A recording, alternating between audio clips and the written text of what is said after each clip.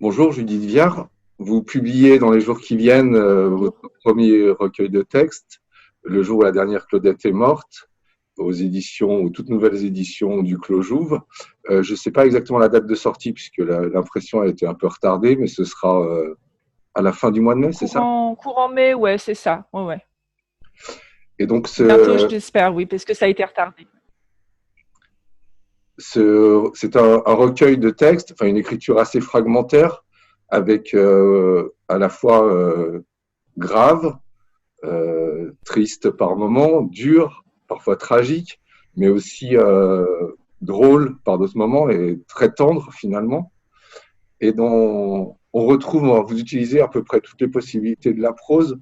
On retrouve à la fois des scénettes, un peu comme Annie Ernaux faisait dans le RER, à la fois des récits à la première personne, des exercices plus péréquiens avec des listes, un témoignage, une lettre que vous citez. Comment est né ce recueil avec des écritures très différentes? Alors, c'est un recueil qui est né d'écrits qui étaient euh, à l'origine dans mon blog. J'ai créé un blog d'écriture il y a 3 ans. C'est assez récent, mais il a fallu à peu près 2 ans en fait pour avoir cette somme de textes qui pourrait composer un recueil, sachant que je n'ai pas écrit ces textes au départ les uns après les autres pour créer un recueil qui s'appellerait Le jour où la dernière Claudette est morte. En fait, j'écris quotidiennement dans ce blog et des textes très divers. Là, j'ai rassemblé des textes au bout de 2 ans et demi, des textes qui étaient des textes plutôt à la première personne, des textes qu'on pourrait dire auto-fictionnels, enfin si on veut trouver un terme générique pour les qualifier, mais et j'ai ensuite structuré, et c'est ce qui a été un gros travail de structuration avec l'aide de mes éditeurs. J'ai structuré ces fragments de texte autour d'une ligne, donc non pas chronologique, parce qu'il ne s'agissait pas de faire un récit autobiographique. Enfin, ma vie en tant que telle n'a pas grand intérêt, enfin, ou pas plus ou moins d'intérêt que celle d'une autre personne, mais il y a quand même une structure spiralaire dans le temps qui permet de lire quand même le destin d'une personne, petite fille, adolescente, jeune femme et puis femme, et en même temps qui sont des regards sur la société en fait, qui sont des regards sur une société qui a évolué entre les années 70 et aujourd'hui. Et donc voilà, ce sont des regards. Et pour la forme, en fait, il y a quand même cette unité du jeu derrière tous mes textes, parce que ce sont toujours des textes, des scénettes, des situations. Euh, et, et voilà, c'est ce qui fait le lien entre ces textes et puis le squelette qui compose un récit autofictionnel, mais pas linéaire. Et le titre annonce bien, vous parlez du thème, du temps qui est au cœur du livre. Le titre, Le jour où la dernière Claudette est morte, annonce bien cette notion de temps, aussi la nostalgie, mais qui n'est pas si présente que ça en tant que nostalgie. Et puis le deuxième thème qu'annonce le titre, c'est la mort qui est vraiment omniprésente, à la fois la mort en général, mais aussi la mort de proches. Oui, oui. Alors, oui, le jour où la dernière Claudette est morte, c'est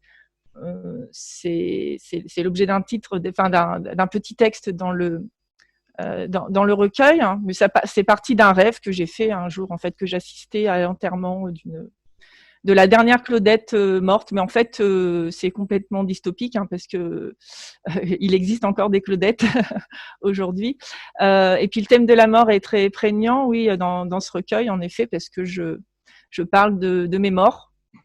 Mais bon, je les fais revivre, en fait. Enfin, comment dire, je parle de la mort, mais pour les faire vivre, et vivre vraiment de manière vivante. Je dessine des portraits qui leur rendent hommage. Voilà, je trouve que c'est la moindre des choses qu'on puisse faire envers nos morts, que de leur rendre une vie charnelle par l'écriture quand c'est possible. Voilà, je le fais, je le fais pour ça. Je fais revivre mon grand-père, mon père, Et vous mon vous adressez à eux cousin, même. Laurent. Il y a un très beau texte sur Je votre m'adresse. père. Vous vous adressez à lui Oui, sous la forme du tu. Euh, un portrait sur le mode du tu. oui, c'est ça. Oui, je m'adresse à lui. Il y a tellement de choses qu'on aurait aimé dire aux personnes qui ne sont plus là et qu'on n'a pas pu dire. Hein. Et en même temps, m'adressant à lui, je pense que je dessine aussi le portrait de beaucoup de pères de cette génération. Ce que je fais aussi en dessinant le portrait de mon grand-père, qui est un grand-père un peu atypique et qui revit dans ce livre. J'aurais pu leur dédier ce livre d'ailleurs. Ouais. Et votre cousin également. Mm-hmm. Et donc, vous parliez de l'enfance, de l'adolescence, c'est effectivement au cœur du livre. Et puis, les rapports de l'enfant et de l'adolescent à l'adulte, à la fois pour vous dans les années 70, mais également aujourd'hui, à travers, et vous développez cette thématique-là à travers, comme je disais, des petites scénettes ou des scènes vécues. Et vous parlez à un moment donné du temps, du monde que vous avez connu, votre adolescence, de votre enfance et de votre adolescence, et du monde dans lequel on vit aujourd'hui. Et on sent vraiment une tension entre, d'une part, non, le monde n'a pas changé, tout ça est assez identique, et d'autre part, un monde qui a quand même disparu, le monde de votre enfance. On sent quand même par moments aussi que vous l'estimez disparu à jamais. Oui, bah, en fait, il y a une espèce d'intemporalité de l'adolescence quand même. En fait, les questions adolescentes restent les mêmes, quoi qu'il en soit. Le malaise adolescent, la question du corps, la question des relations aux autres qui est difficile, comment se positionner, comment prendre sa place dans un groupe, les parents, l'école, tout ça, ce sont des questions adolescentes intemporelles. Mais malgré tout, la société a évolué. Donc, en effet, il y a cette tension dans le livre entre cette adolescence éternelle, qui est celle du moment où on se construit avec plus ou moins facilité, et puis le langage change. J'utilise des expressions aujourd'hui. Je mets dans la bouche de mes adolescents d'aujourd'hui des expressions que jamais je n'aurais utilisées à l'âge de 12-13 ans. Je montre des nouveaux comportements, les petites filles sur le balcon qui boivent de la vodka au goulot en chantant des chantants de R&B. Voilà, donc il y a un langage qui évolue, une société qui devient peut-être plus dure que celle que j'ai connue moi dans les années 70, enfin du moins dans le milieu dans lequel j'évoluais. J'enseigne en lycée professionnel, donc je parle aussi de mes élèves. Voilà, je parle de l'adolescent élève aussi, de ce que je vois à la sortie du métro quand je vais avant la salle d'épreuve, des petits gamins qui fument du shit avant d'aller en cours. Enfin, voilà, il y a quand même un regard, il y a ce double regard en fait. Hein, ouais, ouais.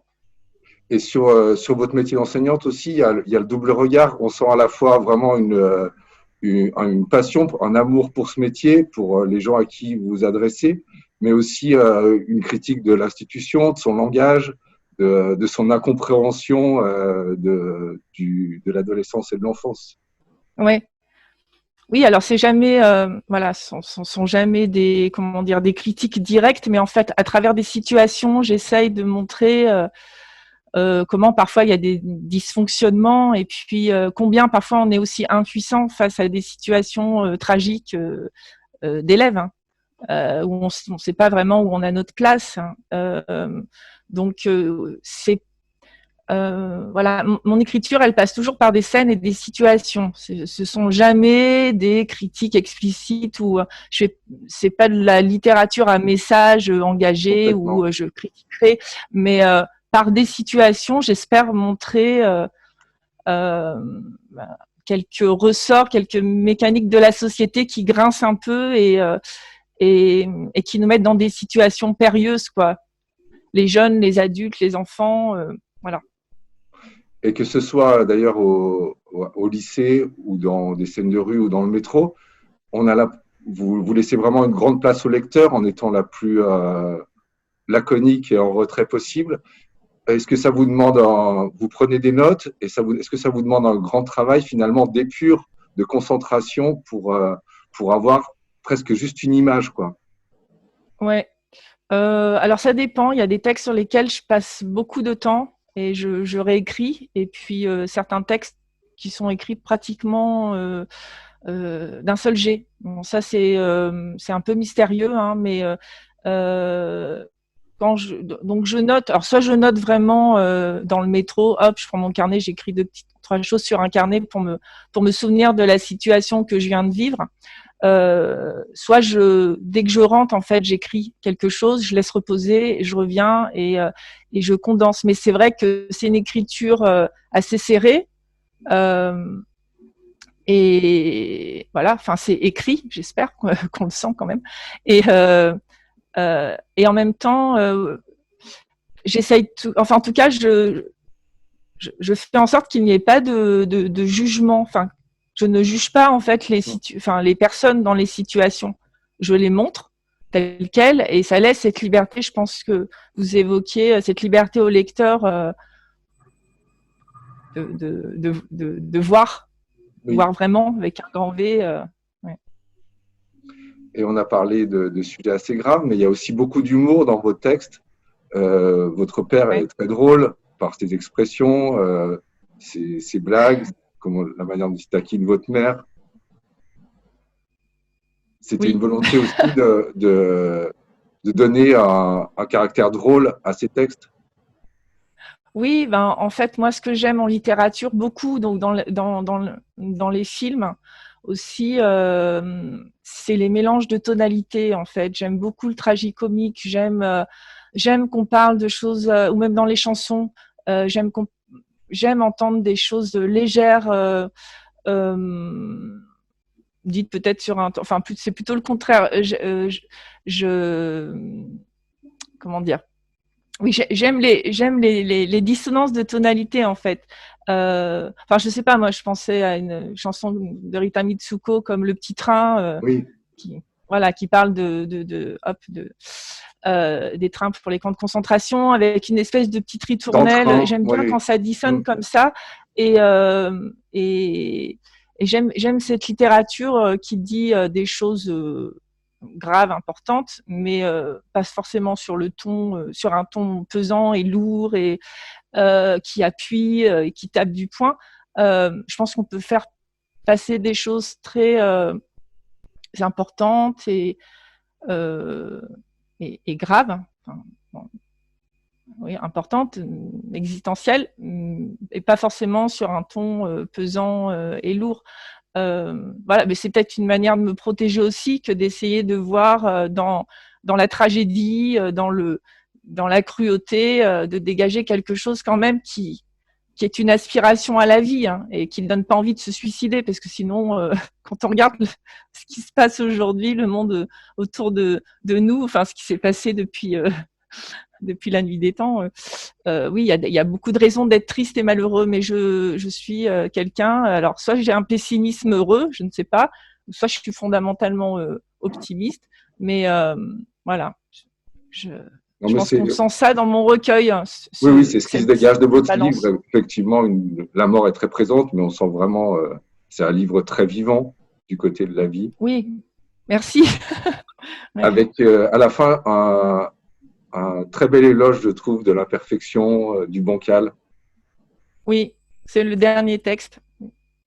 Oui, c'est vrai. Je vous remercie, Judith Viard.